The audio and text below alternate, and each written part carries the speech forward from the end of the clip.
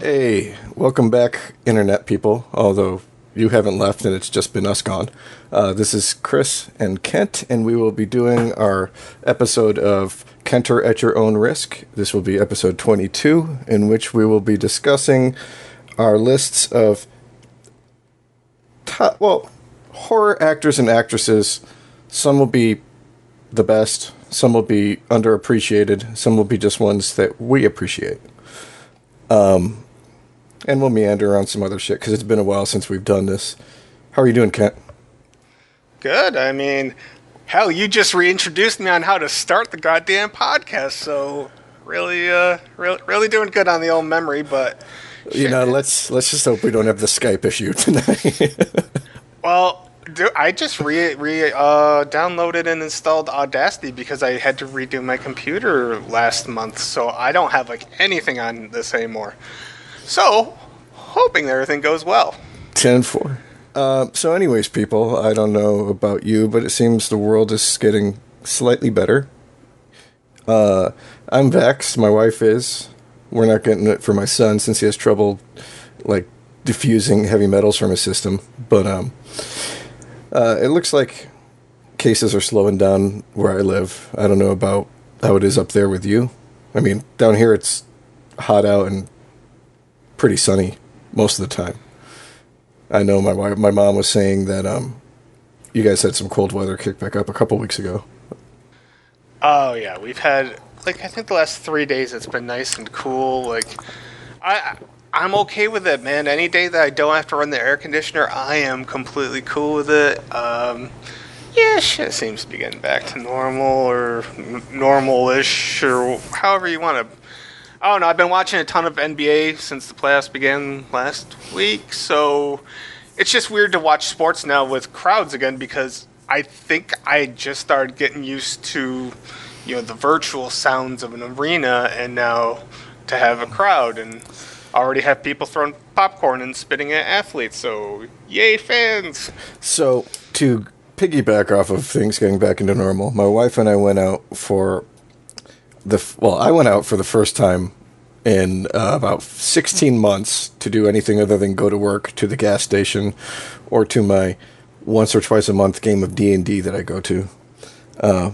We went out for our anniversary that occurred last November. So we went out to dinner, which sucked. Slight delay there. It was just the world. Anyways, I was sitting in the restaurant and I'm like, this is what people missed? This is what people were fucking going crazy while they were in their house for? I give them the benefit of the doubt, though. I don't know how it was in New York, but down in Florida, they were subsidizing unemployment by an additional $300 a week. So, everywhere you go, that you would typically see people making less money, the lower end of above minimum wage, down to minimum wage, they're all looking for employees because nobody wanted to work. I mean, and who can blame them? It's been better, but when shit first kicked off and who wanted to go to work to face a possibility of getting a disease that's going to fucking kill you? But anyways, I'm sitting in the restaurant and the service sucks. The food was good, but we drive from the restaurant to the theater, which is only about 2 minutes away. And as we were pulling up, I see this guy outside in the middle of the parking lot, right by his car. He's playing some kind of music, super fucking loud, but I'm far enough away that I can't hear what exactly he's listening to, just tell that he's listening to it. So the dude is 6'6", probably 55, 60. Long blonde Michael Bolton hair, frizzed out because he's in the sun. He's even got the receding hairline. He's arguing with God or somebody else up in the sky, and he's dancing like Napoleon Dynamite in the fucking ending of that movie. Just out in the middle of the parking lot at the movie theater. And he's doing it for a minute. I'm fucking dying laughing as I'm watching this. And my wife's like, what? I'm like, I can't even fucking describe this shit. So, I don't know. That kind of segued into the fact that I saw Spiral from the Booker Saw tonight, but that set the tone for my entire evening. Yeah. Just quick question. Was there a lot of people in the theater? There was a lot of people in the theater overall, but in the theater where I was watching the movie I watched, there was only 6 people.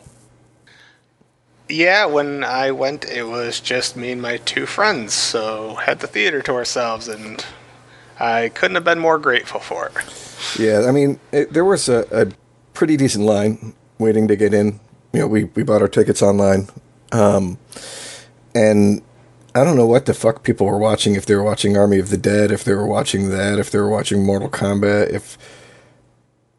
I think something else just opened up today or yesterday, but... A Quiet Place 2 open today. Yeah, okay. So they might have been seeing that. But, yeah, our theater was relatively quiet. Now, is it just the theater, or is it like attached to a plaza or a mall? In that area that it's in, the theater sits off by itself, but it's, like how Florida has all the roundabouts. Yeah. Like up in New York, New York City, what have you. You have just the square grids. Down here, they'll have like a circle in the intersection with like 4 different exits going off, so you can feed in or feed off depending upon where you're going. Oh, okay. So there's like the movie's off one of those. There's a bowling alley with like a laser tag place and miniature golf and like a Duffy's on one of them, and then the other side it's like Outback, a Japanese sushi place, Chili's, TGI Fridays, Ruby Tuesdays, Longhorn. So like a bunch of Friendlies. I'm like, how does Friendlies fit in? With a bunch of restaurants just around in that area, and then it's just off of like the main road that runs between like US 1 and Interstate 95, and there's all strip malls along that entire road too. So it's not like it's in a mall, but it's in a pretty well developed urban area.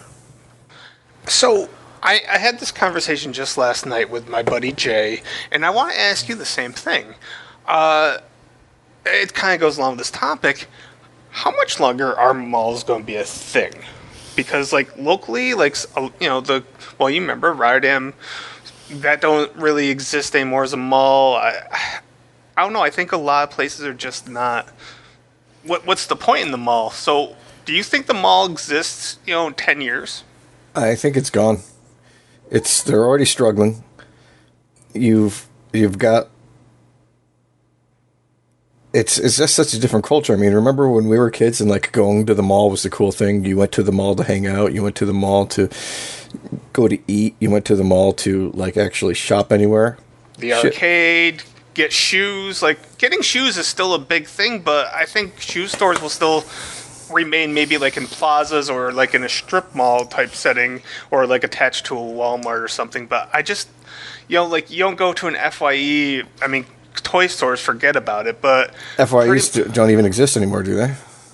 Oh, they probably don't. I thought they closed down as a company. Yeah. They probably don't. I mean, I'm just relegating myself to the past at this point. But seriously, like basically everything, bookstores, very rarely succeed. Like most of them are going under. Hell, Barnes and Noble is probably going to be the last big entity lasting, and how much longer can they last? I don't know. Not very much. I mean, Amazon. You'll still have Walmarts, you'll still have grocery stores, but Amazon has put so many other businesses out of business. It's not even funny. Yeah, I don't know. It was a weird thing. I don't even know what prompted it last night, but I was just like, yeah, I don't think malls are going to. Realistically, I can't think of anything in a mall that I would need other than a shoe store, and that's because most of the shoes I order online. I don't even go to a shoe store, but still, it's nice to try them on before you buy them. You know when the last time I bought any non-work shoe was? Let's go with 2012. 2008. Shit, man. They still fit, so. Wow. Good on you, man. I guess I was thinking, I'm like, I probably only wear them like maybe once a week, if that. So I still have a jacket from high school that still actually sadly fits me. And the leather jacket my mom got me in my senior year of high school for my birthday still fits me. I still have it. I don't wear it down here because it's like a winter jacket, so I fucking would die. But that one 1 to 2 weeks a year when I'm off in like December and January and I'm not working, I put it on just to be like, yeah, I look cool. And then I'm Look like, at us I really maintaining. don't. Look I at us really don't. maintaining it. You know, our former high school glory bodies. That's nice. Um, No. No. okay. Now, are you older than me? I am 41. I'll be 42 in October. Okay, yeah. So you got like a year and 2 months on me. Nothing. Yeah, I was. I think if I had started school in New York, I would have been a year ahead of you guys. But because I started it in Texas, and their school year starts earlier, I got held back a year. So when I moved up to New York after I was in kindergarten and went to first grade, I was in with Eric. But Right. yeah, I was basically like 3/4 of a year older than him. So All right. So here's I don't even know why this is a conversation, but I have to ask. All right. Do you ever look like on social media, Facebook, whatever, see people you grew up with, and do you ever notice like people that smoke, they all look like they've aged like at least 5 to 10 more years than like your non-smoking people that you graduated with? I don't know. No, I mean, I smoked for almost 20 years, and I had a friend the other day tell me he thought I was his age because I guess I look younger than he thought. And he's only 34, so I was like, I fucking love you, man. You take that man out for a steak. That's like if I wasn't married. Right. I mean, why not? Exactly. Yeah, sometimes. I mean, I think it's something I've noticed too is that like a lot of people who never leave Fulton County tend to just look older than people. Not to say that you do, but tend to look older than people who've like moved away. Of course. I look a lot of my mom moved back, so she's connecting with some of the people I went to high school with every once in a while, and like Jay Lowenthal came and visited her like from like 20 feet away a couple months ago when he was up visiting his parents, and I see pictures of like people like that who like moved to like New York City or whatever, and we're just excited with life, and then I look at the pictures of like the people who never left Fulton County, and they're just like, yeah. We got a DQ coming in. That gray cloud has not left this motherfucking area in a long ass time. And I mean, I'm not saying that's it, but I'm saying that's the reasons. No, I'm not going. I'm not going to disagree with you by any means on that. I think it's accurate. It's and then I guess a lot of it depends on context too. Like there are certain people who definitely put themselves out there before they ever let themselves show up on social media, and there are people who just don't even give a fuck. They're like, I'm going to post whatever I want to post. So yeah, it's an interesting thing. All right. Like I will tell you this straight up, I never expected that Eric would ever, clean up as well as he did, but I have to credit Carrie with a lot of that. So Yeah, except his beard's stupid. well, he has one. If I could have a beard at my job, I would be so happy. I would probably not talk all the shit I talk about my bosses. Dude, all right, so I got a rant because I hate beard culture, and especially fat man beard culture, because, see, you don't have this problem. So, being a fat man, you only get to shop at certain stores to get certain clothes because they only fit your fat ass. So, what's the fun thing for the past, 5, 10 goddamn years? Every male model is fucking bearded because they're all trying to hide their fucking triple chin, and I'm, like, getting sick of it. Like, fuck, man. There's ways that you can do that, too, like I would shave it down to a 2 on the sides, and I would leave it at a 3 on the chin, so it looked a little bit longer, makes your face look a little bit leaner. Yeah, I'm just like, fuck, man. Not everybody needs to look like a goddamn rugged lumberjack here. Like, not all fat guys look like that. And I'm just getting pissed off with beard culture in general. And I don't know. That's my rant for the day, right there. Are you pissed off, or are you envious? If I could, so if I could grow hair, I would have absolutely grown facial hair by this point, and I think I would have naturally have shaved my head by someplace in my mid-20s because I always wanted to shave my head bald. So like when that happened, it was actually joyous for me. The beard thing, I still would have tried out a couple of different things, made a complete ass out of myself, and probably kept it clean shaven, I'm guessing. Unless I was super lazy, because we both know how lazy I am. Dude, that's not just you. But all in all, I'm just like, I'm so sick of like, there's beards that like look okay, and then there's like these super coiffed beards where the guy's just trying way too fucking hard, and I'm like, you're not impressing anybody, man. Or Yeah. bro, because bro's part of the culture too, bro. Bruh. What's up, bruh? Bruh. Yeah. Yeah, I can do away with all that shit. So. I just miss not having to shave. Like, I miss my beard, but if I just didn't have to shave, that would make me happy too. Running knives over my face is not my highlight of a day. I'm just gonna throw that out there, world. I mean, here's a little unknown Kent fact that probably a lot of people really don't know about me. I still shave every day because I get like 2 or 3 whiskers on my chin, and because I don't have any other hair, that shit drives me fucking crazy. So I do shave every day despite having fucking alopecia for the goddamn 2/3 of my life. Yeah. I did not know that, and I'm sorry. I feel your pain. See, I'm with you people, you dudes that shave. I'm fully with you. And even to the ladies, I once shaved my full body, believing, hey, if you shave it, it'll grow back thicker. Shaving your armpits and legs and stuff, not a fun thing as a dude or as a human being. I will throw out one more story about my life, and then we should probably get into what we were actually going to talk about. But when I was in Iraq, it was hot as balls all the time. The wintertime, and this was before the wintertime, it was around 80, 85 during the day, and it would get down to 40 at night, so it felt cold. But still, I mean, you're talking about the coldest time of the year. It's like what it is right now in the early summer in Florida.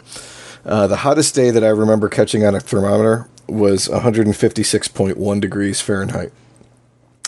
Most of the time, I would get through the day, and I would be drinking like between 2 to 4 gallons of water just to make it through. You were eating a lot, so we didn't have to supplement our salt, but like you would sweat so much salt out of your body that there would be times that like you would be bleeding because like your chest would just be cutting itself up on the salt crystals, and like you would take your top off, and as soon as it started drying out, it would be able to stand up by itself because of how much sweat and salt was in it. Wow. Huh, no shit. So,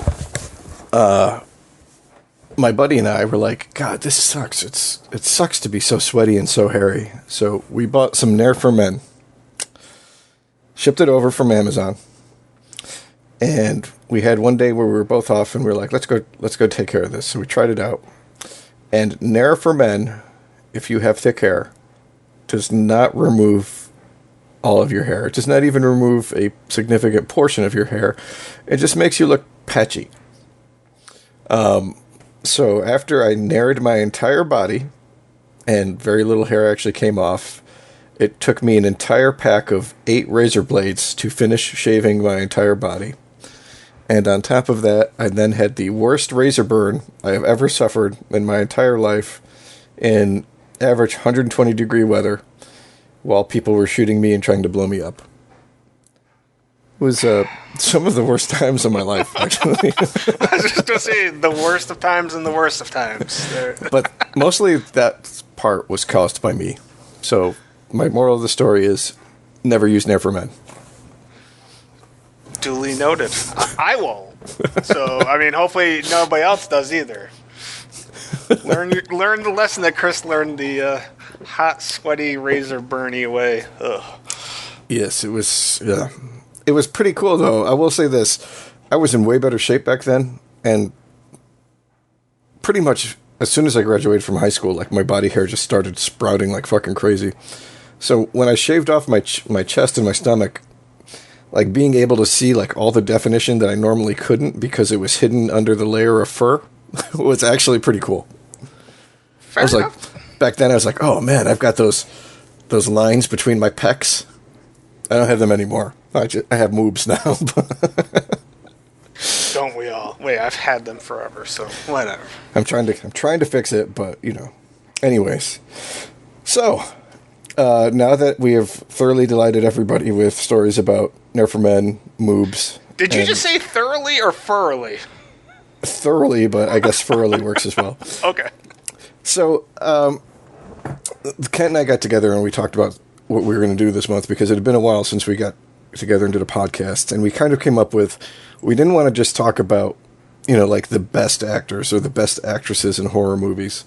And, typically when we give Kent a list of 10, he comes up with like 50. So we were like, if we do 5, maybe you'll only come up with 25. So we were going to be talking just about horror actors and actresses that we like, we appreciate, some that are overlooked but we think don't get enough recognition. And I asked Kent for his list to try to, I didn't want to double tap everything, and Kent sent me a list of like 600 fucking people. So I was like, well, I don't think that any of the people I picked are not going to be on this list. So I'm really interested to see how Kent has narrowed it down to who he wants to focus on. So let's get into this. I don't know, you want to start with... All right, I don't even know how you're going to do this. Here's what I want to do. You just run with it. I told you before we started this, I wanted to take a guess at 5 of your picks. I'm just going to tell you the initials. I have 20 people on my list, kind of separated out by best of all time, and then people that I think are underappreciated. Okay, just tell me if I get any of these. I'm just giving an abbreviation or initials. Okay. LS. Female. Female? Oh, I gotta look at my other list now. Yes. Okay. BP. Male. BP? Yeah.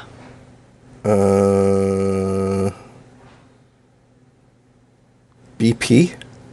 B like Bob and P as in Pullman. No. Okay. No. SN like Nintendo. For men? Yes. No. Okay. BD like bad dog. For men again? Men, yes. No. Son of a bitch. All right, my last one that I had predicted is a female. SW. Yes. Okay, so I got the women right and all the guys wrong. Fantastic. Okay, so here's how I want to do this. I first want to just go old school, and I had 4 names that jumped off the page, but all their success came, before we existed, and I'll be honest, I haven't gone back and watched all of their stuff for obvious reasons, but I just thought it'd be fair to acknowledge, from like the Universal era, like Bela Lugosi, Boris Karloff. Especially Boris, because, How the Grinch Stole Christmas, man. And then Vincent Price, my God, if you look at his IMDb page, it is absurd. Like, I just was like, nope, not going to do all this. Plus, he did Thriller. So, if I can interject, I know we just got you started. Yeah, go ahead. Yeah, like, on my best of all times list, we definitely have Bela Lugosi, Boris Karloff, Lon Chaney and Lon Chaney Jr., Vincent Price. To tag along with that, even though it's a little bit later, I segued into the Hammer stuff, and Christopher Lee and Peter Cushing. They just did so much in the genre, whether they were playing Dracula or Van Helsing. Sometimes the same person was doing both. And so, yeah, like you said, like, a lot of what we think about when we think about those movies now, not necessarily the Hammer, but the old Universal ones, seems kind of cheesy to our sensibilities, but, like, horror as a genre in motion pictures wouldn't exist without these guys having done the portrayals that they did in the movies that they did. I mean, I don't think that's even debatable. 2 things about Christopher Lee is recently I showed my friends Wicker Man. They'd never seen it. I think they'd both seen the Nick Cage one. I was like, this is so much better. And, like, that movie still holds up incredibly well. And I also showed them Blackula, which, I don't know, because Blackula's awesome. So, wanted to say that. And the other thing is, I didn't know that Christopher Lee starred in, like, 4 or 5 movies where he was Fu Manchu, and I don't know anything about those movies, but I kind of want to see one.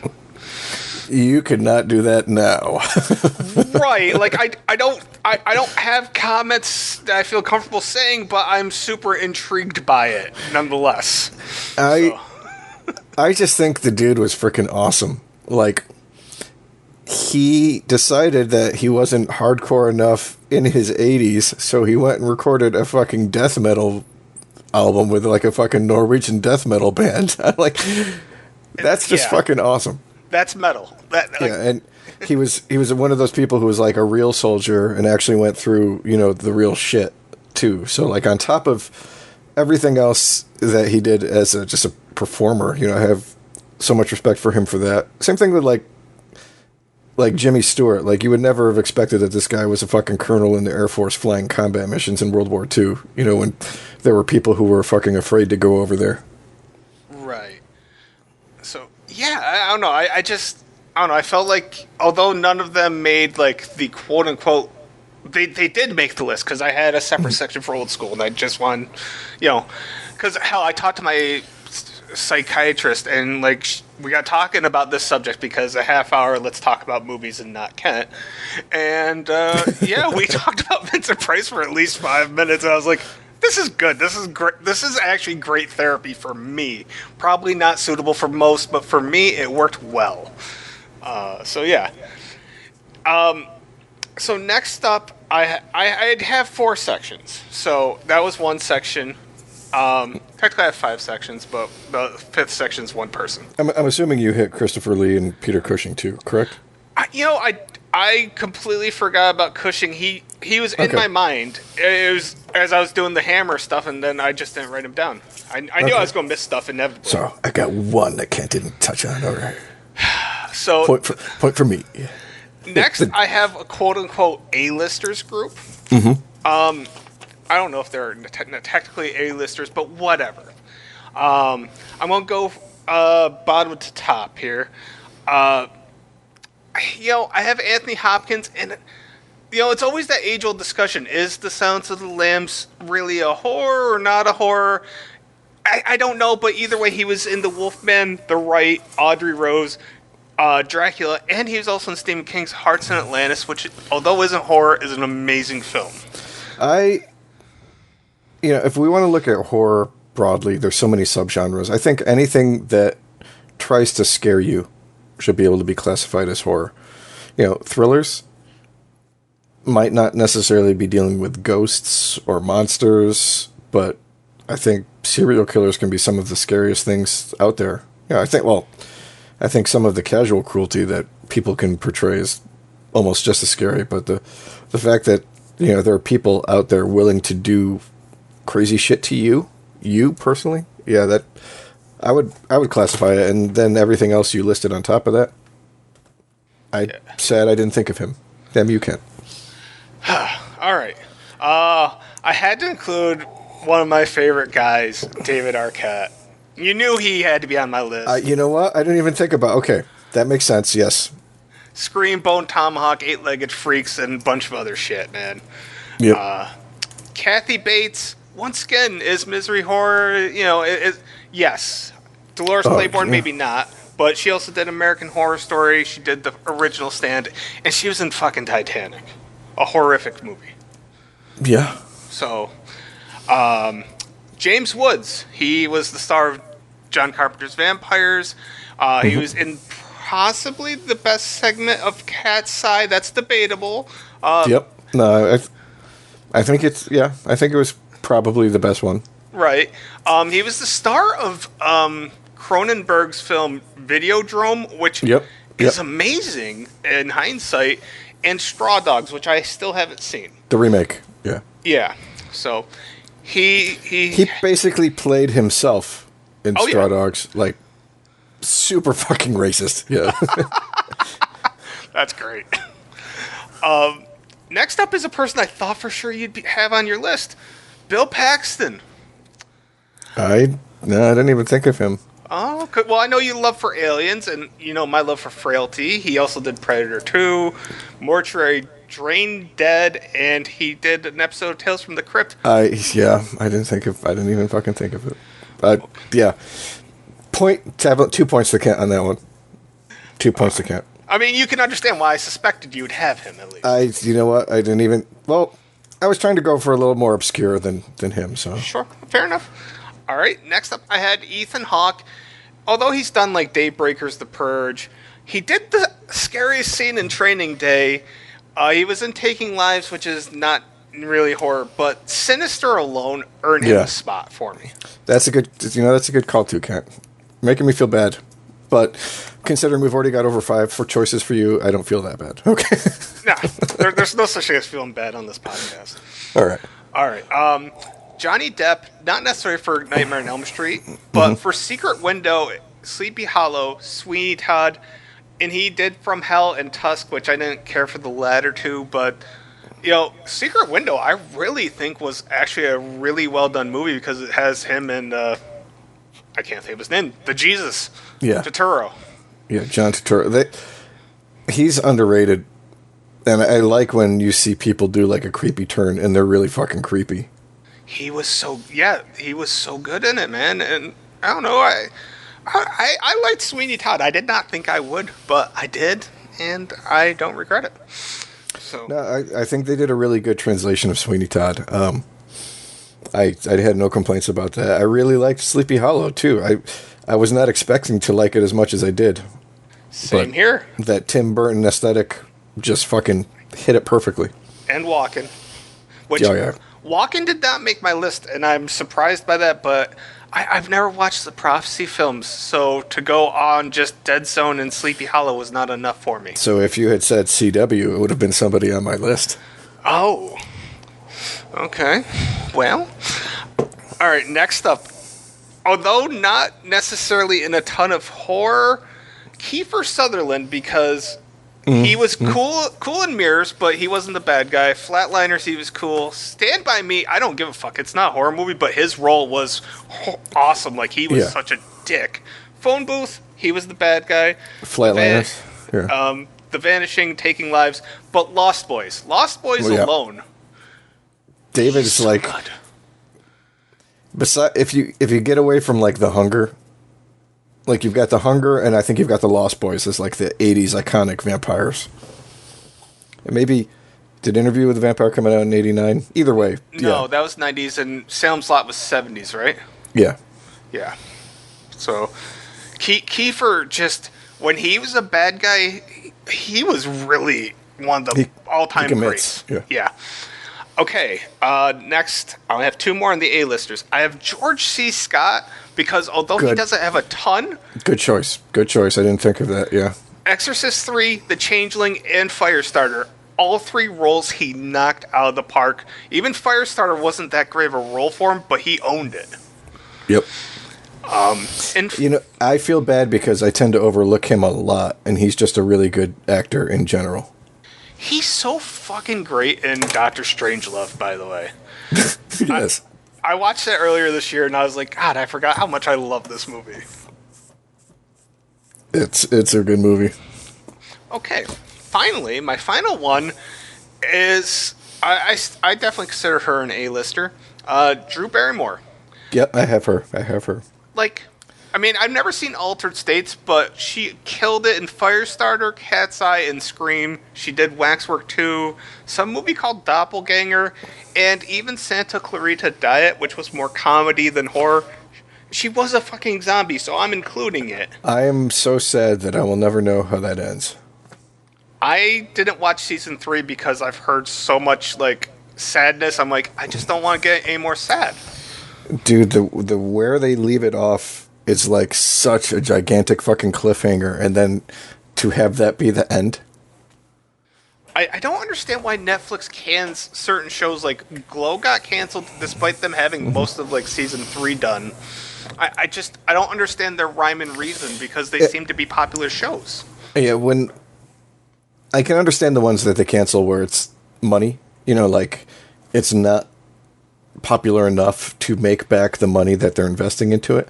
But when like the show is profitable and it's popular and you cancel it, that is what I don't understand with Netflix. It's really it's disheartening. That really is disheartening because I've also heard The Punisher season 2 was not nearly as good as season 1. But I'm also hearing that they may bring back Barenthal for the MCU, which would help me feel a little bit better. It's like I watched all the season 1s. I watched Daredevil season 2. And then they canceled everything, and I was like, well, do I want to go and sit around and watch Punisher season 2, Jessica Jones season 2 and 3, Luke Cage season 2, Iron Fist season 2, if I know none of this is continuing? Now they're talking about using the same actors and actresses, but like all of that shit will be in the past, won't actually exist. So I've never finished any of them, so yeah, maybe I'll do it someday. I'm in the same boat. I never yeah, it's frustrating. So, anyway, that's my A-listers. Moving on to what I like to call the genre mainstays. Yeah, okay. There we go. Okay, so, starting at the bottom yet again, I had Shawnee Smith because guilty pleasure, she was I don't know, I had a crush on her from The Stand. She was in the remake of The Blob. Of course, her role in the Saw franchise. And she's done, Carnival of Souls, Repo, The Genetic Opera, Grudge 3, 30 Days of Night, Dust to Dust. She's done enough to warrant it. But, I mean, basically her role in Saw. Actually, I don't have Tobin Bell on my list, which I know is surprising, but I don't. But I have Shawnee Smith. Only because Tobin Bell doesn't have that much going on aside from Saw in the horror genre. So, that's all I got for Shawnee. Here's a name that got a lot of acclaim from my buddy in the UK, Barbara Crampton, who was in... She first hit the scene with... oh, Jesus Christ, what the hell? The Reanimator movie. Oh, right? Yeah, okay. And now, more recently, she's done We Are Still Here, You're Next. She was on an episode of Creep Show. She just recently did Jacob's Wife with wrestler CM Punk and Larry Fessenden. She was on Channel Zero at one point. She did Tales of Halloween, which was a surprisingly good anthology. And Chopping Mall, man. Fucking Chopping Mall will always live on for me. So... all in all, she stands out really well to me as because I don't want to say that there's less females, but there are less females on my list. There just are, because if you look at horror, females are rarely the bad guy, and the bad guys are usually the ones that stick out in horror. Yeah, somewhat. I mean, I think it depends on the movie, but I would say like the usually, in my opinion, and this is just my opinion, I think that the heroines are better written than the heroes, typically. Maybe I'm wrong, but, like, for every Dewey you have, what, like 5 Sidney Prescotts? No, you're right. And then the villains typically just tend to be men. And the women who do really good in the jobs make them, stick out. I can think of a handful off the top of my head that are still fucking, freaky as shit, so. The thing, most guys, a lot of guys don't make it, there's always the final girl, but usually there's a guy at the end, but he always makes a stupid sacrifice or does something dumb that gets him killed. Men are written terribly in horror. They just are. I mean, hey, that's sexism, whatever, blah, blah, blah. No, it's not. Men are just written horribly. Women get cliched written a lot in horror as well. Like, horror writing in general is typically not the greatest, but it's fun as shit. Part of that's just because you can take, like, just a handful of $1 million and make something that can be profitable. So you don't really need to have good writing, great directing, great cinematography, as long as you have decent special effects and a unique idea. Right. Okay. So, next up, and this is the first of 3 things that I had to combine just because it made sense. I have the Conjuring couple, which would be Patrick Wilson and Vera Farmiga, because they both did Conjuring. Vera did a cool movie called Orphan, and she, of course, played the mom in Bates Motel. Patrick Wilson did Bone Tomahawk, Insidious, Prometheus, and In the Tall Grass. They belong somewhere. Did you ever see the movie Running Scared, the Paul Walker one? Yes, I love that movie. That's my favorite Paul Walker movie. the scene where she goes to rescue Olaf from the like child porn couple Yeah. is like one of the creepiest non-horror movie scenes that I think I've seen in a like any movie outside of the genre. Yeah, I mean, just thinking about that reminds me of like the scene from Eyes Wide Shut with Tom Cruise trying to get the costume, and the guy's just like trying to whore off his I don't know niece or whatever. Yeah. Like, yeah, there's some really creepy scenes that are not horror, but definitely the scene is in its own way. Okay, next up, inevitable. I have the Devil's Rejects trio plus Richard Brake because I just put this under Rob Zombie, quite frankly, because if it wasn't for the Rob Zombie films, most of their IMDb pages would be kind of minimal, but especially Sherry Moon. Yeah. Richard stood out in a film called Asylum Blackout, which I highly, highly recommend. But he also did like Hannibal Rising, Doom. He did a very entertaining film, not horror, but called The Sisters Brothers, which was great. Sherry Moon, like I said, she just did Rob's movies and Toolbox Murders. Sid, he did Bone Tomahawk, which, gosh, I like mentioning that movie. He did, quite a few other. He did like Night of the Living Dead 3D, Hatchet 3, but he also did stuff like Kill Bill 2, Jackie Brown, The A-Team, Foxy Brown, a film called Black Mama, White Mama, Beware the Blob, and he also did Diamonds Are Forever and THX 1138. So he's actually had a pretty cool career, not all horror. Like, he's had a cool career, I thought.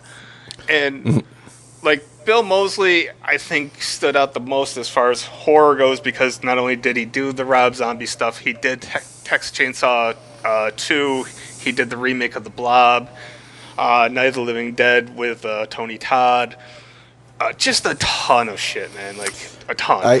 I actually had Richard on my list as, like, one of the underappreciated people. Like, everything he's in is fucking creepy. Even when he's not, when it's, like, something that he's just playing for comedy, it's still fucking creepy. He is just, he's got that look, and he looks like he's slimy. You know what I mean? Like, yeah, the Brad Dourif look. That look from him, I mean, how just his look was enough to get him on Game of Thrones as the Night King for a few episodes. Yeah.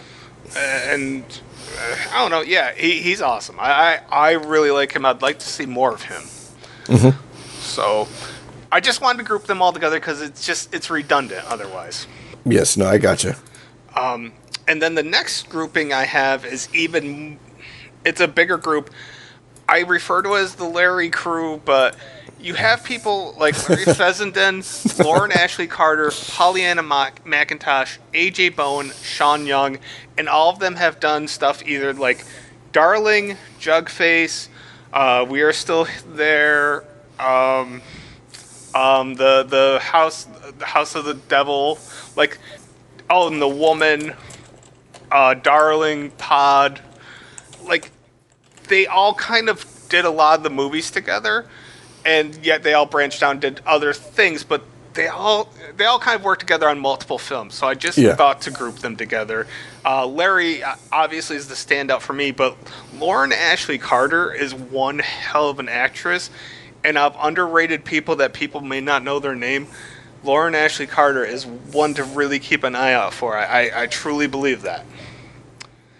So, Oh, and Sean Young was in Bone Tomahawk, so I got to mention that a fourth time, and I'm feeling good. Gotcha. And then the last one in genre mainstays is another name that people aren't necessarily familiar with, but they know her because they've seen a lot of her stuff. Catherine Isabel. She's on my list. Yep. Ginger Snaps, American Mary may have been her best performance. Freddy vs. Jason, Girl in the Photographs, Torment, the 2002 Carrie that nobody ever knows or talks about. Mm-hmm. See No Evil 2, not her best outing. But all in all, love that lady. Yeah, she's really hot too.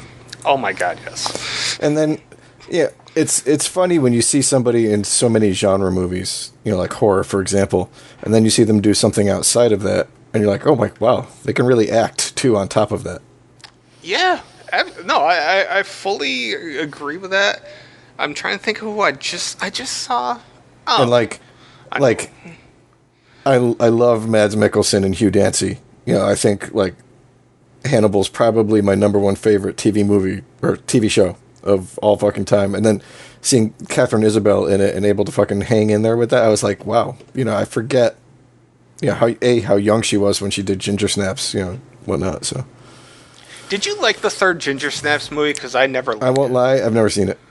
That was the prequel one, right? Where it was like the 1700s, whatever. It was tough to get into, to be honest. So, anyway, that's that for that genre. That category.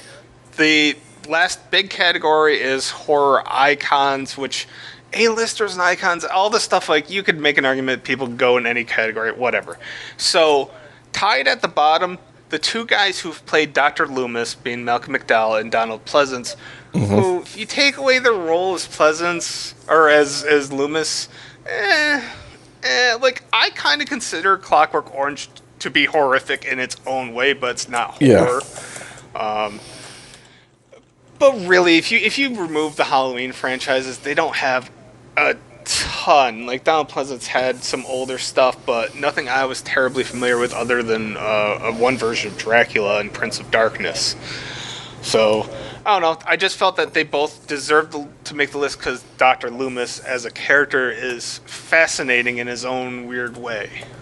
Mm-hmm. And quite frankly, I couldn't include anybody that played Michael Myers. Well, I mean, if we're going into all sorts of shit, which I assume we are, like, I guess I didn't realize this. I just watched Castlevania season 4. Malcolm McDowell was voicing that. You know, he voicing Fallout. Yeah, I see Time After Time as one of the top things in his IMDb, and that wasn't, you know, necessarily a strict horror movie, and he was the good guy in that. But you know, that's about a story about H.G. Wells chasing Jack the Ripper into 1980, you know, America. So, what was that called? Time After Time. Oh, no, I've never heard of it. He did do Cat People, and I've heard of that movie, but never seen it. He did a film called Excision, which I don't know if it... I think it is horror. I highly recommend it, even though I don't think hardly anybody's ever seen it. Mm-hmm. But it has a cool cast. It has Tracy Lords in it, doing an admirable non-pornographic performance. And I want to say there's like one other person that actually has like name recognition in the film. It's good though. So, and Malcolm McDowell, I mean, he's done a ton of voice work because he does such. He has a really good voice. Hell, he did an episode of South Park as some random British person. I think it was his credit, or a British guy, something like that. I fucking forgot he was in Heroes. I never watched Heroes either. Well, you know. Although I do like Hayden Panda Bear. What? I can't fucking pronounce her name. Panettiere? Yeah. There you go. That's why you're here. Thank you. All right. So, next up, you and I discussed this beforehand, and I guess we probably should discuss it a little further. Kane Hodder was not higher up on my list. I thought he would be. But if you look at his work, like... he's not really doing shit as Jason Voorhees. He's not doing shit in Hatchet, and those are his two biggest contributions. Okay, let me interrupt you for a second here. Sure. What is your opinion on the Hatchet movies? Because I've heard some fucking good things from, like, out of nowhere about them. So They have some comedy. There is some good comedy to it, but all in all, like, the series just... if you watch first one, you'll know, like, that's the high note. Don't go any further. Like, Hatchet 2 has its moments, but by the time you get to, like, part 3 and then Victor Crowley, it's kind of a shit fest, in my opinion. And you know I like movies like that, but they're not that good. Okay. Well, I trust you more than, like, randos on the internet, so. Yeah, I would give the first one a shot. If you like it, then try the next one until you get to a point where you can't stand it. I don't know. Sorry, all you randos on the internet who are actually listening to this right now. All 11 of them. But I will say this, Kane Hodder was in Behind the Mask, The Rise of Leslie Vernon, and although he had a very small role at the Kruger house, I had to note that he's also responsible for a film that I really want to discuss next podcast if you're down with it. Might still be on Netflix. Have you ever seen Death House? I haven't, no. Okay, that's like the Expendables of horror film, and I don't want to persuade you one way or the other, but there was a ton of hype, and to me, I was iffy on the film. I need to see it again by myself, so there's no outside influence. So that's why I don't want to say it's good or bad. I need to watch it again. But yeah, like half the people on my original list were in Death House. And now I'm looking at the list, yeah. Yeah. A lot of people on your list were in Death Right. Yeah. So, one other movie I kind of wanted to mention just because I happened to see it for one of my Oktoberfests. Robin Hood, Ghost of Sherwood. Yes, I watched a movie called Robin Hood, Ghost of Sherwood only because Kane Hodder was in it, and it was fucking awful. But entertaining in the most awful way. I was going to say, that sounds good, so... I had to watch it. It's really groan-inducing, but... yeah, that's horror for you sometimes. So, alright, next up, I had Adrienne Barbeau, and I didn't know that she did the voice of, like, the computer in the movie The Thing. Did not know that. I didn't either. And obviously she did the Creep Show film, which... she was a shining moment in that segment. She did The Fog, Swamp Thing, and probably like 20 other damn things. She did a lot. Yes. But, everything she does, she really puts a lot of effort into, and I always feel that her performance stands out in one way or another, and I wanted to give her credit for that. I can't remember a ton of the characters in Escape from New York, but I remember her. Exactly. Like, she's just... I don't know, she always finds a way to stand out. And that's important to me, I think. I think we are closing in on my tops... whatever. Anyways, next up, I assume Top this 50. is... she's on your list, Lynn Shay. She was the Ellis? Yep. Yeah. Yes, she was the Ellis. For obvious reasons. I mean, Insidious, even though I don't like it, I like her role in it. Some of the Nightmare on Elm Street films, Critters, a film called Dead End with Ray Weiss, The Call, The Grudge, Ouija, Midnight Man, Amityville, New Generation, so on and so forth. She's done a lot, and everything she does is pretty solid, and she did a film recently with Tobin Bell that I haven't seen, but I really want to. You know what makes me laugh, too, is I forget that Lynn Shay is Lynn Shay in the non-genre stuff. So then you see her in, like, There's Something About Mary, or...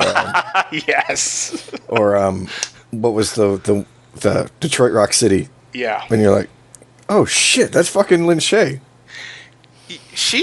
I bet she's got to be a really, like... I want to hang out with her and Betty White, like, on 2 separate days, because I think I'd have really good time with both ladies. It would be really interesting to get a chance to, like, interview her. Right.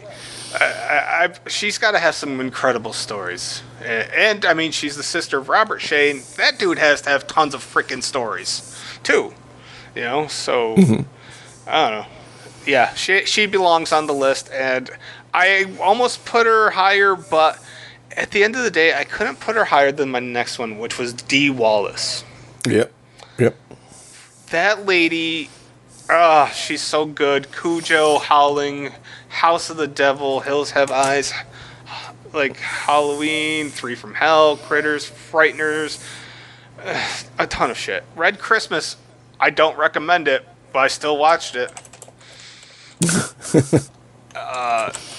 I don't know. What do you think she's most famous for? Is it Cujo or E.T.? Probably, I would say E.T., maybe then The Howling. I don't really hear too many people actually talk about the movie version of Cujo. I think that was her best acting was in Cujo, but probably E.T. She probably got by far the most exposure. I mean, E.T. was what, for like up until Titanic, the #1 movie ever. It's the very first film I saw in the theater. So, and that Christmas, I got an inflatable ET that you could box with. Yeah. Really? Yeah, it was like my height, and like it was just inflatable, and it had like a little bit of like a sandbag thing on the bottom, so like you could punch it and keep popping back up thing. Yeah, that thing was awesome. So yeah, I had an ET Halloween costume. There was a lot of ET. I had an ET alarm clock. I really apparently loved ET. So, and then came the Atari game. Yeah. And that's a whole other horror topic for a whole other day. Moving on, this was the toughest one. I didn't like having this guy this low, but Brad Dourif was at my number 4. Everything he does, he's great at. What else is there to say? Like, yeah, Child's Play, just does the voice. Who cares? Exorcist 3 was one of the best horror performances I've ever seen. And then, like Graveyard Shift, what a shitty throwaway film, but he's great in it. Yeah. He does a lot, and I just love his take on everything. Him and Bill Paxton were in the same episode of Tales from the Crypt, oddly enough, and I don't know. I really think, even from like One Flew Over the Cuckoo's Nest, every time I see Brad Dourif, something he does stands out to me in some way or another. That's a sign of a good actor to me. Alien Requiem was kind of shitty, and I still love the scene where he's like, "Oh, come to your mother," go, and then the thing fucking rips his head. Yeah, Resurrection. Yeah, sorry. Yes. Okay. Yeah. No, you knew what I was talking about. Yeah. Yeah. He also did Urban Legend, which I remember renting when it first came out because it had Robert Englund, but I don't remember shit about it other than I thought it was kind of a bit shitty. I remember like the kills, but I don't remember the shit in between the kills. Yeah. Like I remember the dog getting blown up in the microwave, and then the dude went to go throw up, and like she poured Pop Rocks and Clorox down his throat in the bathroom. I remember the one, at the beginning where she was in the back seat of the car and the dude was flashing his headlights. I don't remember like a lot of the shit though. Yeah, so obviously it wasn't that great.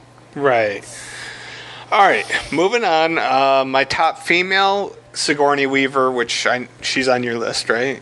Yeah. I mean, not just for Alien, but mostly for Alien. But what a pleasant treat in Cabin in the Woods, for example. Ghostbusters may not be horror, but it's in the ballpark. She was even in The Village, which once again isn't really horror. And she also did Vamps, which I have not seen, but I do own and plan on watching this year. But really, she's my favorite female as far as horror goes, and there's a big name that I intentionally left off my list because I don't think she's that great.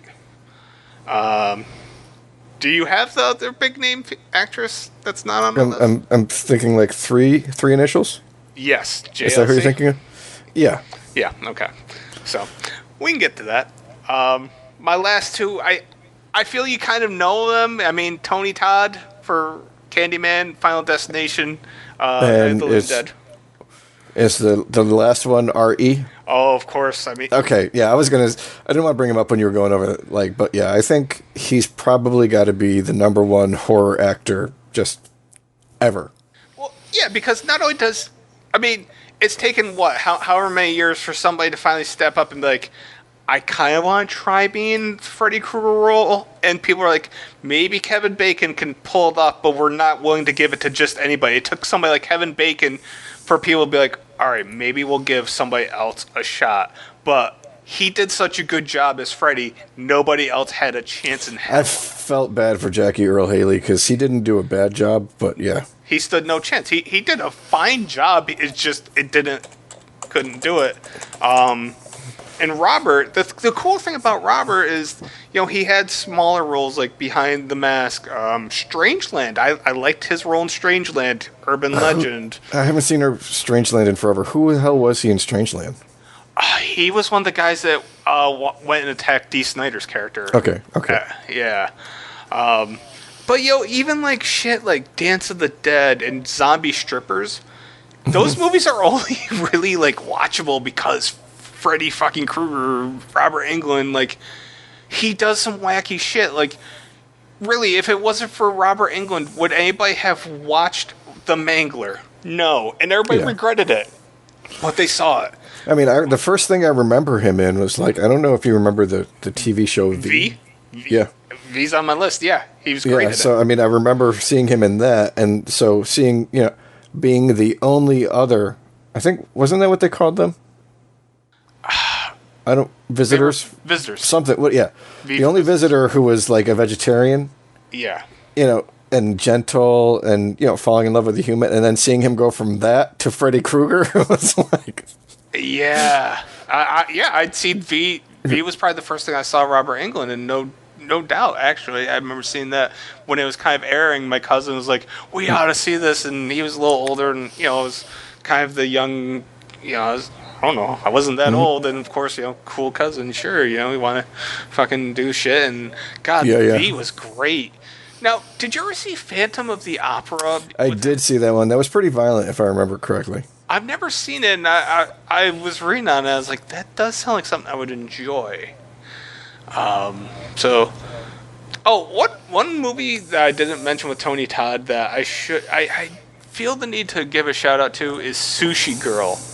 That has fat Mark Hamill before he got himself in better shape. I want to say got his agent back working again. Yeah. Like, it has a really decent cast for an average movie, but it's an enjoyable average movie, and I highly recommend it. It's probably on my Vudu, I think. Yeah, I mean, to go along with this, since we kind of skipped over that because we talked about Robert, but Tony Todd is fucking awesome. I love him. I love his voice. He's like Robert in that, like, anything he does isn't necessarily great, but he improves it just by being in it. Yeah, I mean, granted, the original Candyman was great. He added to it. He was the only good thing about the sequels, because those sequels were terrible. And, like, I expected nothing out of the remake of Night of the Living Dead, and he was really good in the main role there. I can't think of the character's name. All I can think of is Morgan Jones, who played that role. Anyway, yeah, Tony Todd's so cool that I still plan on getting a tattoo of him this year. So that's how high I think of Tony Todd. That's pretty cool. Well, I mean, I don't know how to say this politically correct, but I think Tony Todd's going to look great on my pasty white skin. Like, he's going to look great. Just saying. I would love to see the tattoo when you're done. Yeah, I'm just saying. Unless it's somewhere that I don't want to see, in which case, then, yeah. Well, it's going to go on my right bicep, I think. Okay, that's doable. I would look at your tattoo there. Yeah, I want to get like a full standing Candyman with Bloody Hook and maybe like a couple bees, but I'm not sure about the bees if they'll show up on that small of an area. Yeah, I guess it would depend on what size you're doing. Right. Yeah, I'm not sure yet. So, anyway, oh, wait, no, that's not my list, because I added that fifth category. And I could not believe I forgot this one individual, but he's been in so many horror movies, and he's always very mediocre at what he does, but I love him, and that's Stephen King. He's in so many of his movies, and he's great. Really is, yeah. He was great in Creepshow. He's like the Stanley of horror movies. Right, like, I don't know, aside from Creepshow, yeah, he didn't have many great roles, but like, in Maximum Overdrive, honey, this thing just called me an asshole.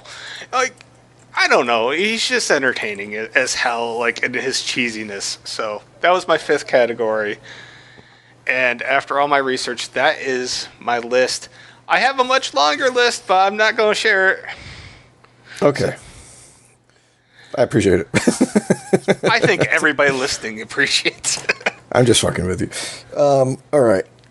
So, shit, where do I start? Well, I separated it out, men and women.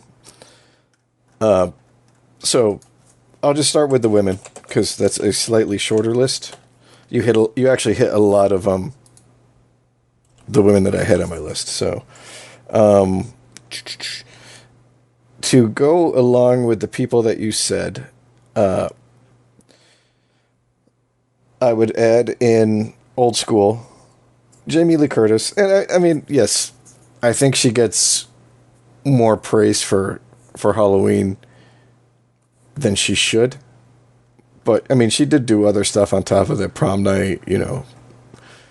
She was pretty ubiquitous in the 80s, so I'll give her some credit for that. She was popular and she did what she did fine. My biggest gripe, and it's not even fair to her, I'm just so sick of everybody telling me that she's like the greatest scream queen in horror, and I just don't agree with that sentiment, but I appreciate what she's done. I do. I still think her dance scene in True Lies is tremendous. Yeah, she's really funny, too. I mean, I enjoy that. I'm looking forward to seeing her in the Borderlands movie when it comes out. Oh, did you see her in the most recent Halloween? I did not. I haven't seen that yet, actually. She was I kind of want to see like a double feature, like when Halloween Kills comes out. She was really good in that, and I do want to give her credit. And Borderlands she's actually a perfect Tannis. I don't know what they were thinking. I mean, maybe a little bit older, but yes, I think she would be able to pull off Tannis really well. I didn't understand who they got. Kevin Hart is like Roland, which made no sense, but whatever. I'm still willing to give it a shot. Yeah. Yeah, I mean, you can definitely see that they're going with a different flavor than the games. Yeah. Okay, to go along with that, Ellen Burstyn. Ooh. Like, she hasn't done a ton, but between The Exorcist and then, like, I think Requiem for the Dream is basically one of the most horrific non-horror movies out there. And, like, her part in that is a big fucking... Like, I actually own fucking... what's her name in that? Is it Marion Barfs? I bought that song by itself because I enjoyed it so much. Really? But she was also in The Wicker Man, too. So, I mean... Yes. The remake, not the original. I got a projector for Christmas, and Requiem for a Dream was the first thing I watched on it, and... I mean, it's in my top 10 all-time favorite films, and she's by far the character I feel the worst for at the end. That her descent in that is like just fucking painful, like super. It bothers me. It just fucking bothers me. Okay. That film should be required in high schools though to teach kids not to do fucking drugs, because I think had I seen that movie, well, I never got into drugs anyways, but that would have like. Could you imagine the kids who were there for the first half of the movie the first day, and then they call out sick the second day, and so they missed the end? Oh man, I'm gonna look like Jared Leto, and I'm gonna be Jennifer Connelly. Yes, I'm gonna do drugs.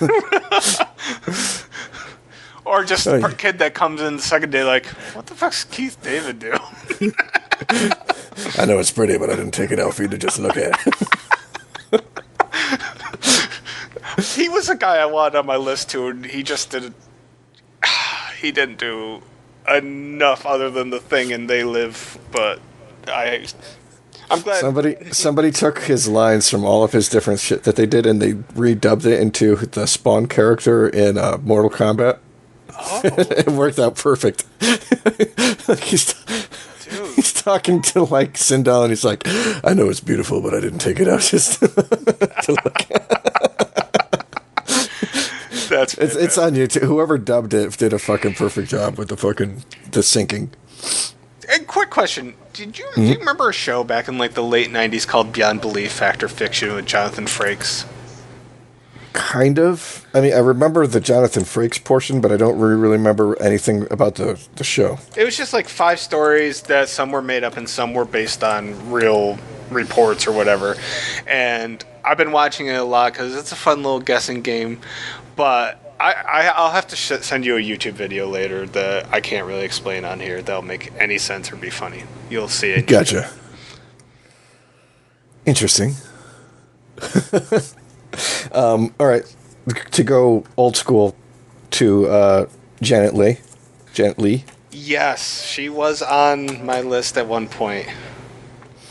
yeah, between Psycho. Right? yeah, Psycho and shit. What else was she in? Off the top of my head, yeah, she. I was like, that's a really good. The Fog. Did you like The Fog though? Like, or was it just fun to see all these people that you knew? Because I didn't really care much for The Fog, but it was kind of a fun watch. Yeah, it's Night of the Lepus. I forgot about that one. Killer rabbits. It's you. It's funny because you see like these movies that came out when you were young or before you were born, and like people are like, "Oh, it's so good," and then you watch it, and you're like, "Well, maybe it was." But that doesn't seem like it now. But yeah, Also, that was something I wanted to bring up. I didn't include shit for Hitchcock films because, you know, it, I was confused on Hitchcock. Like, a lot of it was suspense slash thriller, and it was like I know I can make the argument, but I didn't include it. And in hindsight, I mean, I'm glad I didn't because my list was long enough. But it was something that I definitely wasn't sure whether to include or not. yeah, I got you. Yeah, I don't know. You know, it's hard to. If you had chosen it, I wouldn't have said anything. If you didn't choose it, I'm not going to fault you for it. It's something you can make an argument for. That's best I can say, no doubt. All right, so then we get into my, I guess, slightly more modern version. So this would be my list. None of them are necessarily what I would say. Maybe one for my top people, but all right. Jennifer Jason Leigh. I was like, I think the majority of the stuff that she did that I would consider horror is more along the lines of thriller, but between Single White Female, Dolores Claiborne, I don't know how you want to classify The Woman in the Window, What do you feel? Amityville, The Awakening, What about Hateful Eight? like I don't know. I would probably not classify that as horror, but like what they did to her and like the shit that she did was pretty fucked up in that movie. It was the spiritual successor to The Thing in the weirdest of ways, and that's why I'm like, it kind of. The Machinist was kind of on the line too, I would say. I've never seen it. Always meant to. Same thing like Existence. That's a Cronenberg, so I mean you can. Yeah. What about like how would you classify The Jacket?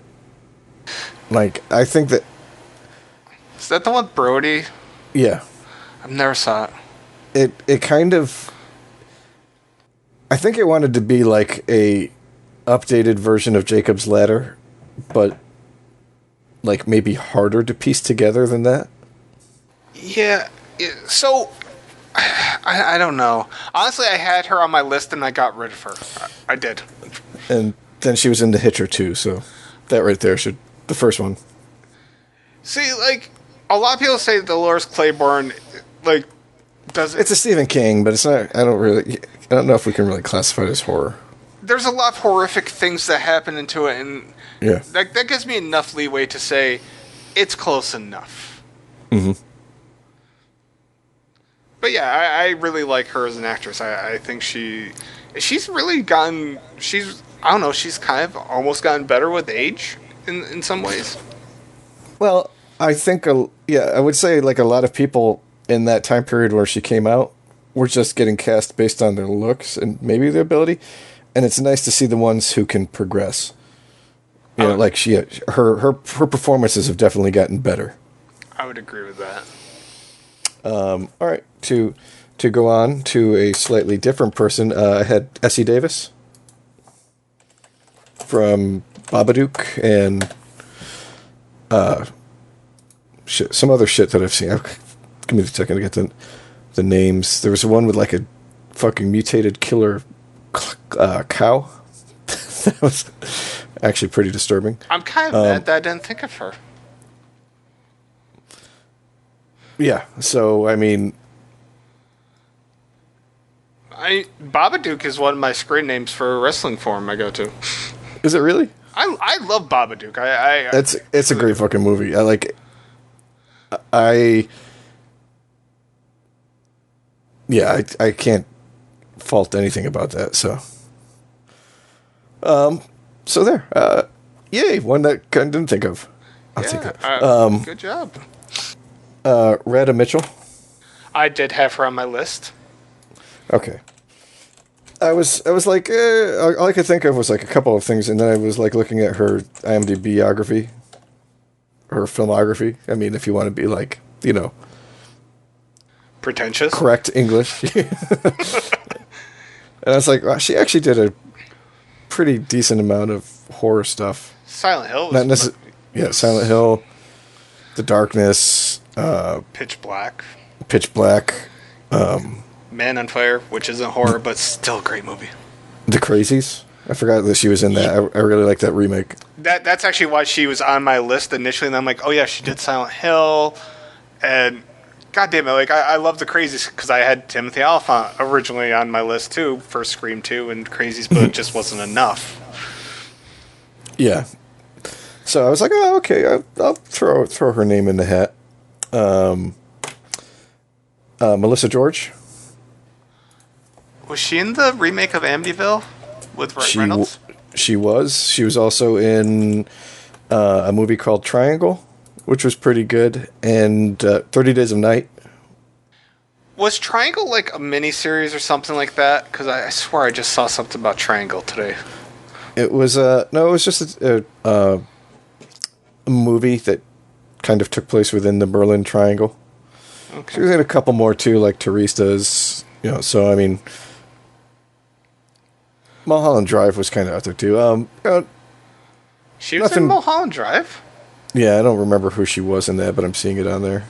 Could not have been a very big character. Dark City. Oh yeah, I forgot. I think she was the fucking prostitute who died right in the beginning of that.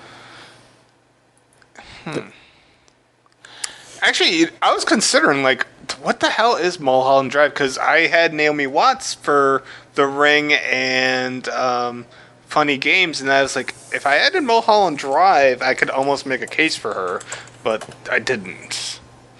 Oh, she also did Children of the Corn, like, Part 4. Well, my next person was Naomi Watts. Well, I just made Chris's argument. Proud of myself. Oh, Jesus. Oh, yeah, okay, sorry. The shame is real. Breathe, Chris. So I guess I don't need to go into that one. Fair enough. Funny Games, though. Did you see either version of Funny Games? I actually had the original version downloaded and then to watch on my phone. And then my phone died, and I had to get a new one, and I forgot to re-download it. So I've never have. I would definitely watch the original before the remake if you get a chance. They're basically the same damn thing, but I don't know. There's something off about the remake that I don't know. There's just something slightly different, and I guess I slightly preferred the original, just slightly. Okay. Yeah, I mean, that would be my goal if I checked them out.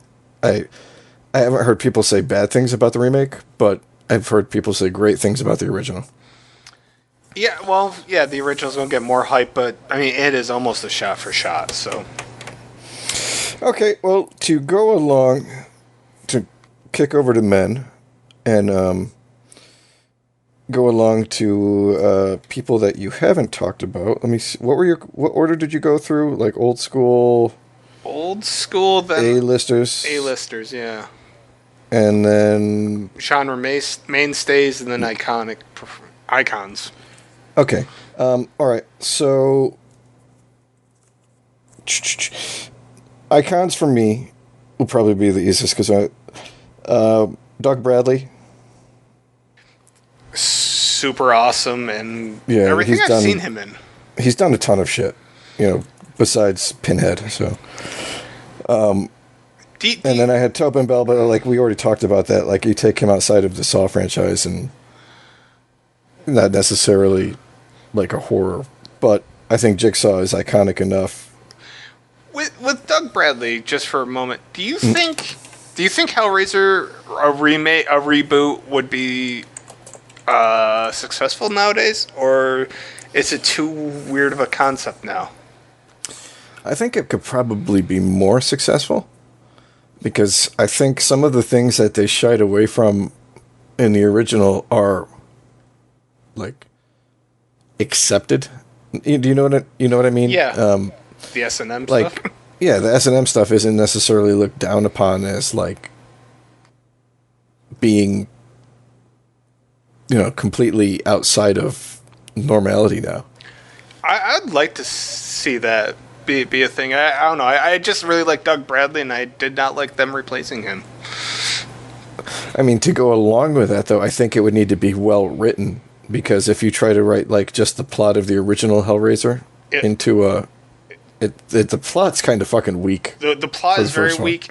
They'd have to be overly ham-fisted with explaining the original, but you can do enough and just make sure fucking Frank is cool. That I love Frank. I don't know. I mean, yeah.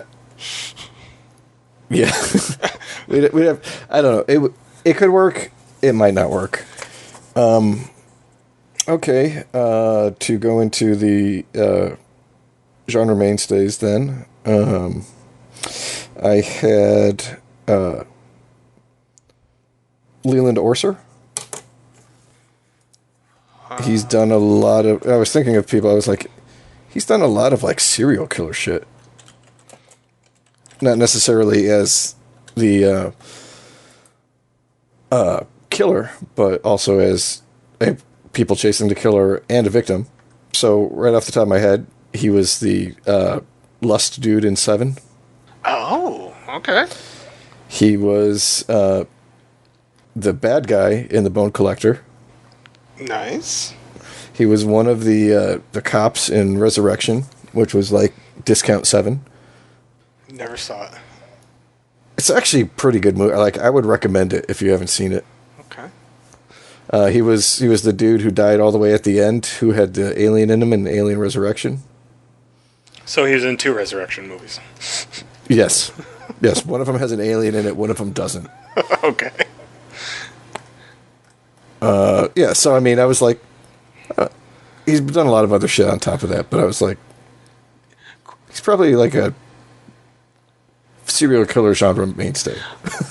Okay, when you first started saying his name, I was expecting some. Do you have anybody else with a name that starts with an L?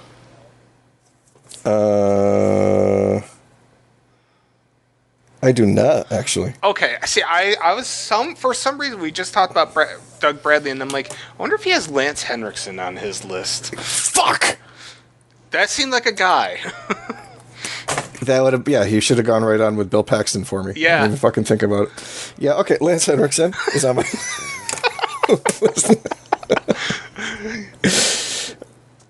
So, Lance, we should do a list next time about, like, people we omitted from our I mean, it'd be a good list. Okay, so I was thinking, Julian Sands. Oh, that's a name I rarely hear. Between, I don't remember him being in a ton of stuff, but between, like, Arachnophobia, Warlock, and the Warlock sequels, I'm sure there's other shit that he did. Like the part that he played in Leaving Las Vegas, which is like one of the most depressing movies I've ever seen, too. I mean, that, I put it up there for him. He was in Dexter. So, I mean, I think I could justify him being on a genre list. Yeah, and I just bought Arachnophobia last month. I think it's on my Vudu. I have not seen that since it came out, so it's been 30 years. I would be interested in seeing like how it survives. Well, not survives, but how it holds up. Because I'm not spiders are fucking scary. But yeah, like that's my biggest fear is spiders. So I don't know. I'm cautiously optimistic, but I don't know. Some of those movies from that era just don't hold up. On the other hand, wasn't that Spielberg Oh, it could have been. Or if it wasn't Spielberg, like Amblin Entertainment. Yeah, Frank Marshall. Okay, yeah. So, I mean, it had a good enough cast to be to hold up. That's my hope, is that the cast alone is enough to hold it up. To segue from that into my next person, not necessarily like a genre mainstay, but a more of, I would say, an A-lister, but John Goodman. So good. Between that, 10 Cloverfield Lane, what the fuck was the one with Denzel? Oh, Fallen. Fallen. Yeah. Yeah, he was on my list at one point. Oh, okay. Before I forget it, another person that one of the people I guessed early on was Sam Neill. I'm surprised he didn't make your list. He probably should have, but I'm just not a big Sam Neill fan. Well, I remember you didn't really care. Was it Event Horizon that you? Yeah. Like I mean, like, there are things that I like in Event Horizon, but I think that is an overrated horror movie. That I don't understand why everybody is always like Event Horizon. Like the scene where they get the video of I fucking forgot John Goodman was in Chud. The scene where they get the video and they actually see what the people were doing when they were in hell. Right. Really well done, but it's like so fucking short. There were some good lines in it. I didn't like Sam Neill as the villain. Like, I found it hard to feel threatened by skinless Sam Neill. Fair enough. I mean, I guess you got In the Mouth of Madness and the Jurassic Park films, and I looked him up today, and he was in something else that I was like, maybe Chris will have him, maybe he won't. All right. So that was Goodman. Where the hell did I have him? Okay. To kind of roll into that, I mean, I guess I'll just segue from actor to actor. I had Elias Koteas. He was on my list with Stanley Tucci. I don't know. I always put those two guys together. Love them both. But between the Prophecy movies, which I have seen, well, even though he's just in the first one, and then Fallen, yeah, I was like, I'm sure he's been some other shit. Like, I don't really want to dig through his entire fucking. It's lengthy. Wasn't Skinwalkers, Lost Souls. I mean, not necessarily a bunch of great shit, but yeah, enough that I was like, okay, I'll throw him on there. Especially because, like, between him in the beginning of Fallen and then John Goodman at the end of Fallen, like, really solidified that Azazel for me. Sure. And then to segue from there, I'll go into Christopher Walken from The Prophecy. It's like, oh, I'm playing like 6 Degrees of Kevin Bacon with fucking horror actors. Yeah. I mean, like that whole Sleepy Hollow, Dead Zone. Yeah. I mean, did you ever see Things to Do in Denver When You're Dead? I just showed that to Raylene this year. Okay, that like, he's fucking creepy as shit in that too. That movie itself's awesome as shit, man. Yeah. When they tell you to eat the turd, you eat the turd. I say that all the time, and nobody knows what the fuck I'm talking about. So yeah, I love Christopher Walken. I mean,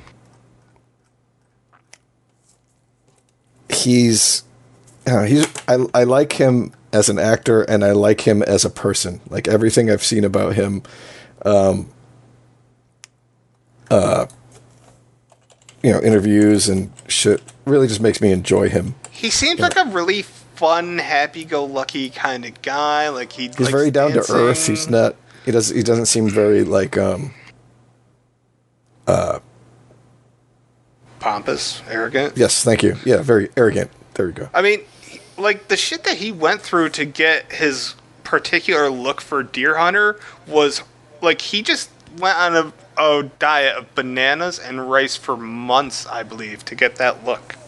Like, that's some commitment. I don't know. I can't say enough good things about Walken. Okay, I didn't have anything to really segue into this one, so I'll say Craig Sheffer would be under like my genre mainstays. Probably not so much lately, but like in the '90s, between Nightbreed, Fire in the Sky,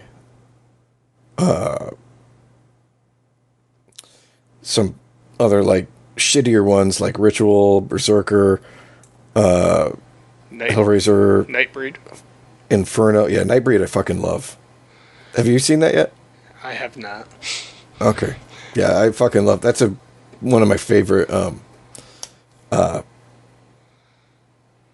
who's out did that? The same guy who did shit, I'm fucking blanking because I'm losing track of my mind now. The guy who did Hellraiser. You mean Barker? Clive Barker. Yes, thank you. Yeah, that's like my favorite movie that he's done. So yeah, I mean, I think people forget about Fire in the Sky a lot too. That was exactly the thing I was going for because Robert Patrick almost made my list. Yeah, I could have seen him doing it too. I want to say he seems like the discount. I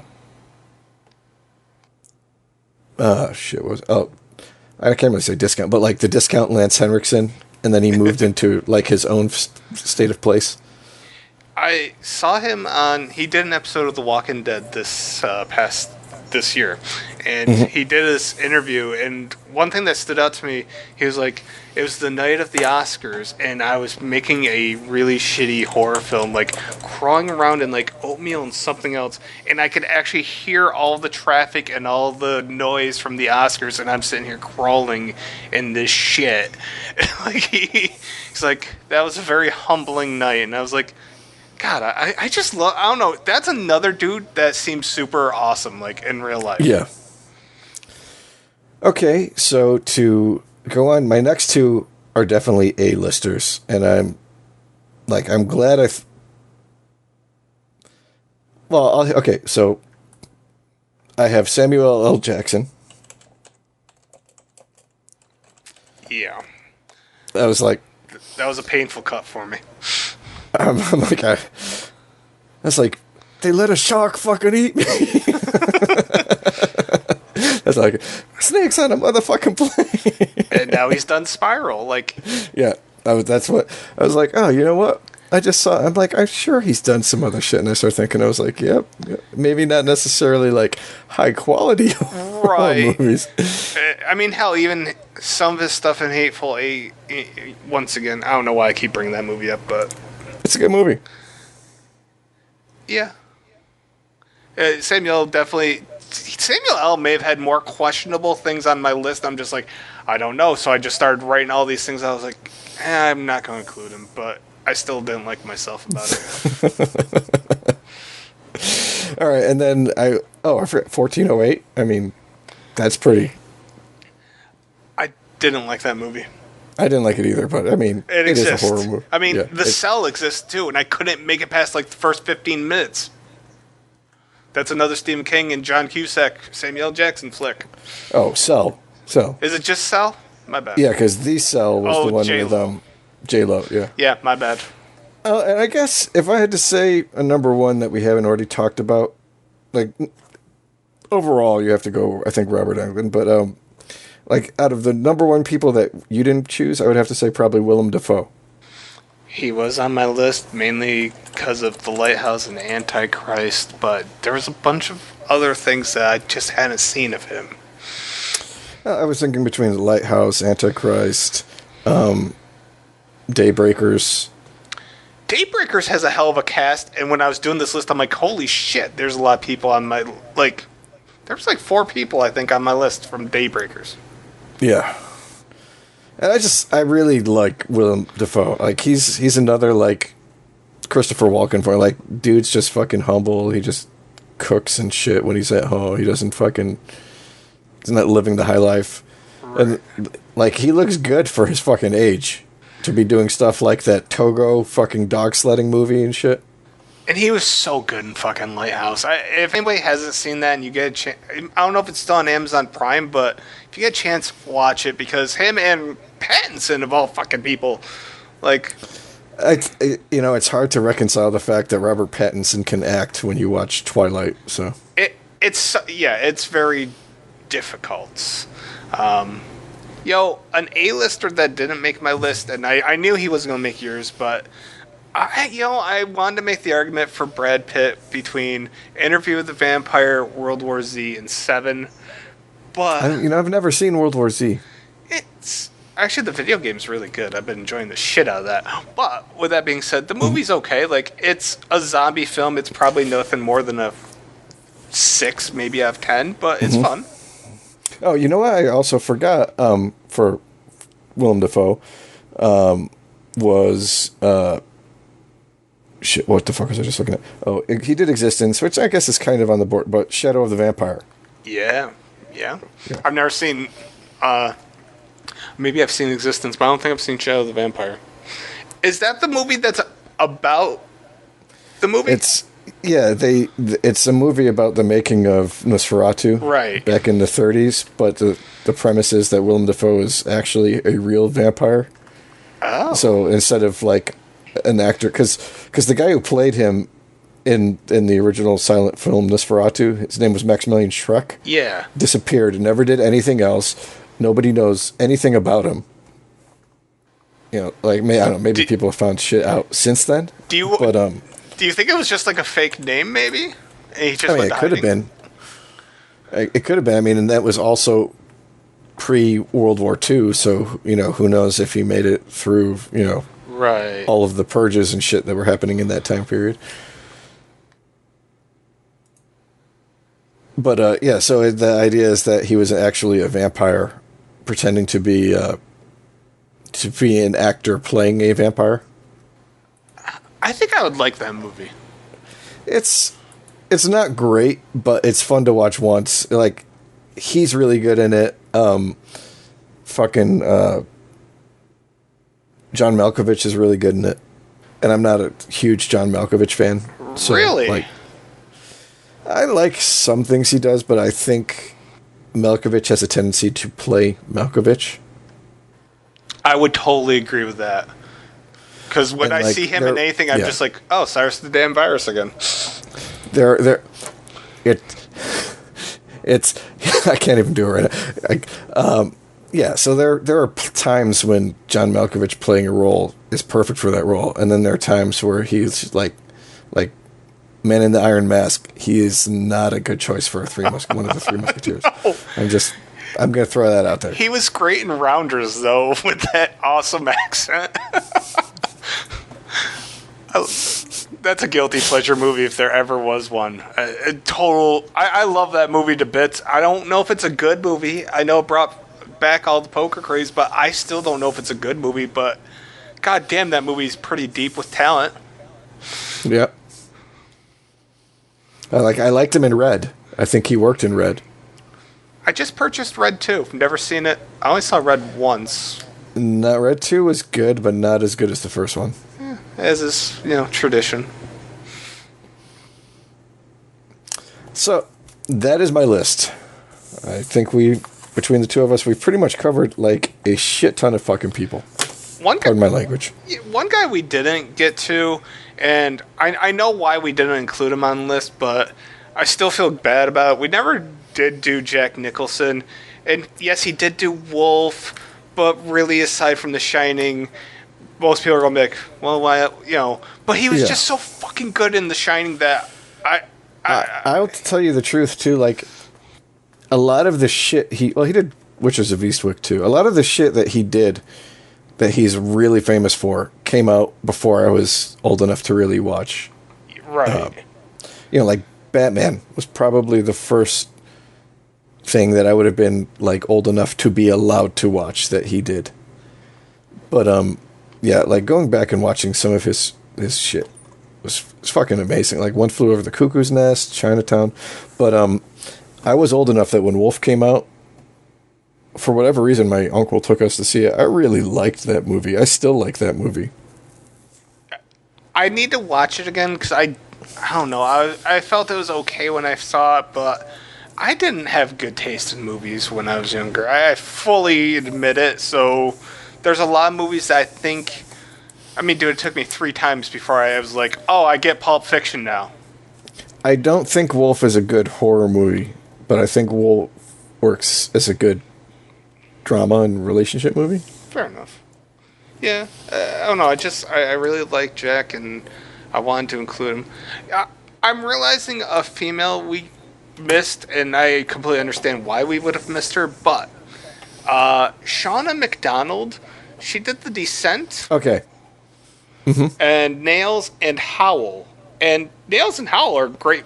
Well, very good horror movies for what they are. And I hate Which one was Howl?